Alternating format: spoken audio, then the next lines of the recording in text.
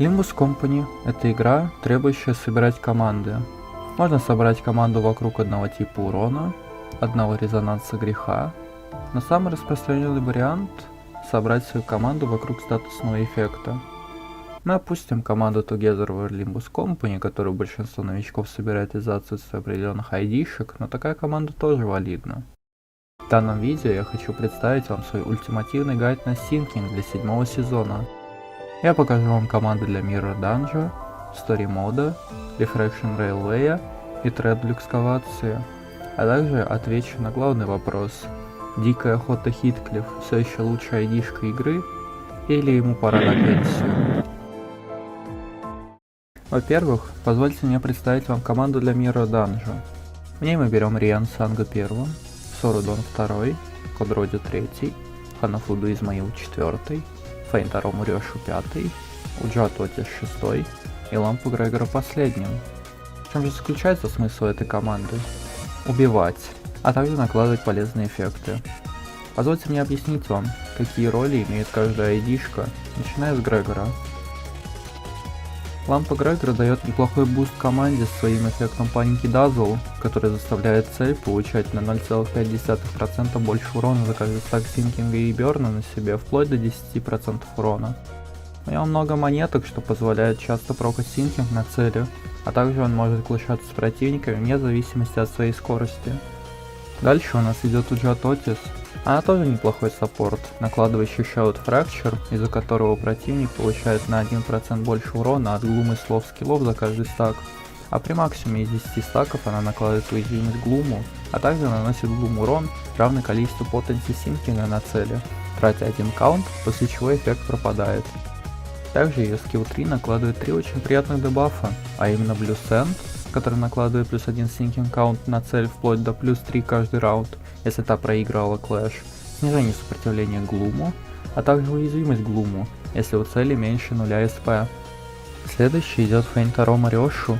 Как вы видели на превью, это буквально королева ДПС. Она может выдать до 4 атак за один ход, если грамотно ее использовать. Также она накладывает Фейнтарому, который при максимальном количестве стаков накладывает на цель 2 тремора, триггерит Тремор Бёрст, а также наносит урон глумом, равный количеству потенции синкинга. Но самое главное, ее скилл 1.2 накладывает Solitude, который заставляет цель получать плюс 10% урона от глум скиллов, а ее 3.2 наносит дополнительный урон, равный количеству синкинга на цели. Ханафуда Измаил берет на себя роль второстепенного дэмэдж-дилера. Все, что от нее требуется, это сочетать цвет скиллов с цветом колоды, стакать Брайт, а потом использовать скилл 3.2. Очень простой в использовании юнит, который очень сильно помогает в бою. Кодроди довольно важная ID-шка в этой пачке, поскольку ее негативная форма наносит очень много урона, а также накладывает много каунта и потенции синкинга. Обязательно старайтесь держать ее в постоянном минусовом СП, а также на 2 стаках тира Шарпенда. В чем же заключается роль Риан Санга и Сорудон?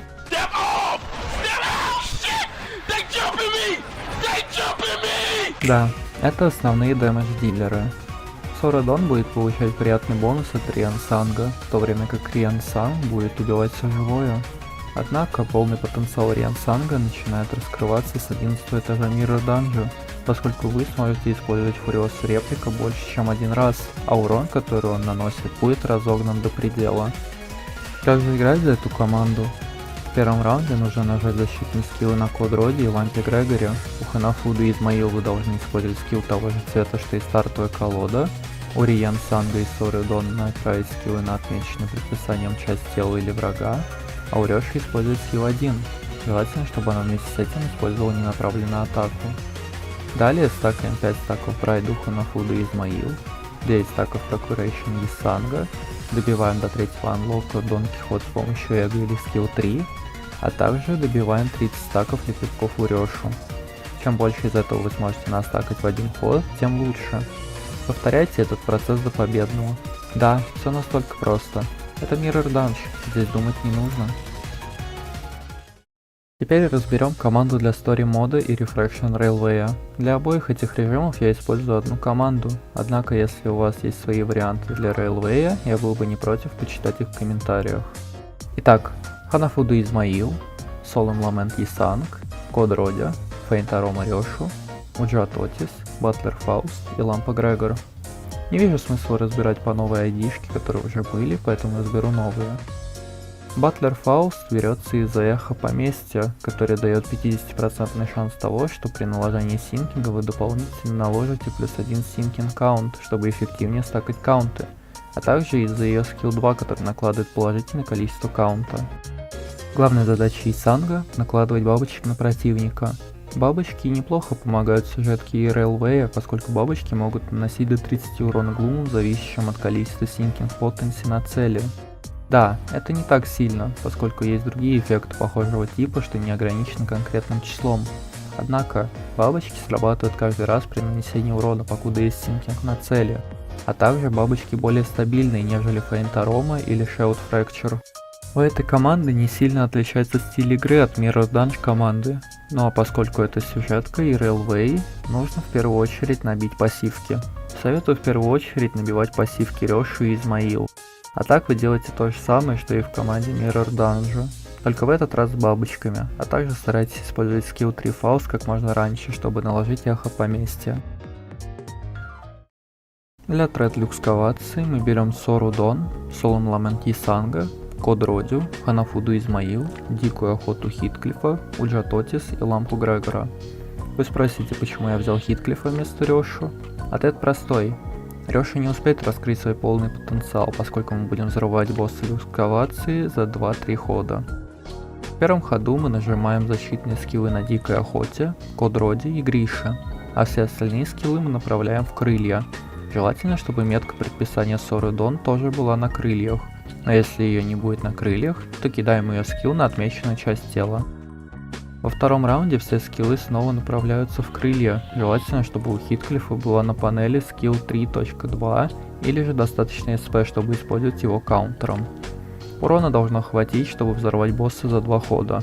Если же не получилось взорвать босса за 2 хода, повторяем то же самое на следующий ход. Ну а теперь я отвечу на вопрос, который очень долго гремит в комьюнити Лимбуса. Дикая Охота Хитклиф все еще лучшая идея игры? К сожалению, каким бы большим фанатом Дикой Охоты я не был, и как больно мне не было это признавать, но это факт. Хитклиф повер крипнут. Но он все еще может использоваться. У него неплохой урон со скилл 3.2, форму Дюлахана довольно легко получить, АОЕ на втором скилле помогает быстрее зачистить толпу врагов, а также он довольно быстро стакается в бою с кучей противников. Но это все, что он может предложить в текущей мете. Я надеюсь, вам понравилось это видео. Поставьте лайк и подпишитесь на канал. Для меня это многое значит.